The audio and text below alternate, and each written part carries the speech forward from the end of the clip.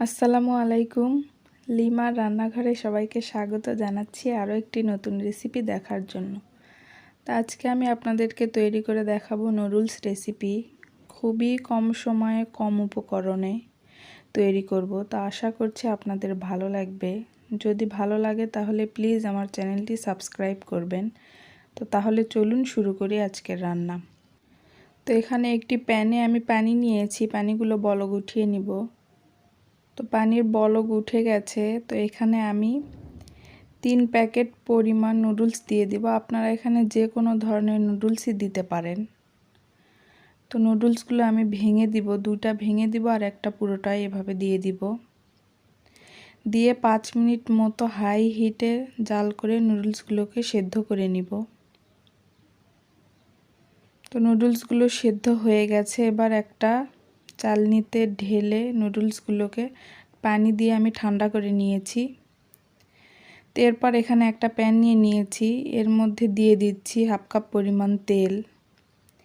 এরপর এর মধ্যে দিয়ে দিচ্ছি হাফ কাপ পরিমাণ পেঁয়াজ কুচি। পেঁয়াজটাকে মিডিয়াম আঁচে আমি হালকা ভেজে নিব। এরপর এর মধ্যে দিয়ে দেব 1 কাপ পরিমাণ গাজর কুচি। গাজরটাকেও হাই হিটে আমি 5 থেকে 6 মিনিট মতো ভেজে নিব। এরপর এর মধ্যে দিয়ে দিচ্ছি হাফ কাপ পরিমাণ ক্যাপসিকাম। আপনারা এখানে ক্যাপসিকামের পরিবর্তে টমেটো কুচিও দিতে পারেন। এরপর দিয়ে দিচ্ছি কাঁচামরিচ কুচি। আমি 5 থেকে 6টা কাঁচামরিচ কুচি করে নিয়েছি। এগুলোকেও মিডিয়াম আঁচে আমি 5 থেকে 6 মিনিট মতো ভেজে নিব।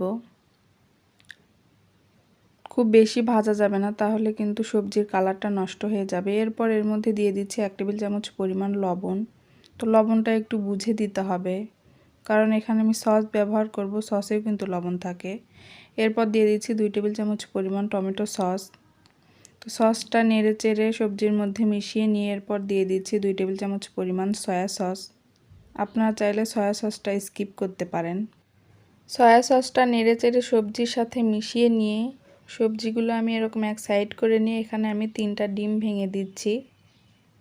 তো ডিমগুলো আমি আমার পরিমাণ অনুযায়ী নিয়েছি, আপনারা আপনাদের পরিমাণ অনুযায়ী দিয়ে দেবেন। তো মিডিয়াম আঁচে এবার ডিমগুলোকে আমি ভেজে নিচ্ছি। তো ডিমগুলোকে আবারও সবজির সাথে খুব ভালোভাবে মিশিয়ে নেড়ে চেড়ে ভেজে নিতে হবে। এরপর এর মধ্যে দিয়ে দিচ্ছি 1 প্যাকেট নুডলসের মশলা। মশলাগুলো দিয়েও খুব ভালোভাবে নেড়ে চেড়ে সবজির সাথে মিশিয়ে নিলাম। এরপর সেদ্ধ করে রাখা নুডলসগুলো সবজির মধ্যে দিয়ে দিলাম। দিয়ে খুব ভালোভাবে নুডলসের সাথে সবজিগুলোকে মিশিয়ে নিতে হবে। তো মেশানোর এক পর্যায়ে আমি এর মধ্যে বাকি 2 প্যাকেট নুডলসের মশলা দিয়ে দিচ্ছি।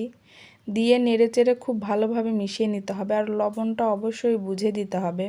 নুডলসের মশলাতেও লবণ থাকে, আবার সসেও লবণ থাকে। তো মেশানো হয়ে গেছে, নুডলস রেসিপি আমার একদম রেডি। তো আপনাদেরকে আমি পরিবেশন করে দেখাচ্ছি। তো কত কম সময়ে আর কত সহজে তৈরি হয়ে গেল এই নুডলস রেসিপি। তো আশা করছি আপনাদের ভালো লেগেছে। যদি ভালো লাগে তাহলে প্লিজ আমার চ্যানেলটি সাবস্ক্রাইব করবেন। আর আমার চ্যানেলে একটি রোস্টের রেসিপি দেয়া আছে, রেসিপি লিঙ্কটি আমি ডেসক্রিপশন বক্সে দিয়ে দিব, আপনারা চাইলে দেখে আসতে পারেন। তো আজ এ পর্যন্তই, দেখা হবে পরবর্তী ভিডিওতে। সে পর্যন্ত সবাই ভালো থাকবেন। আল্লাহ হাফেজ।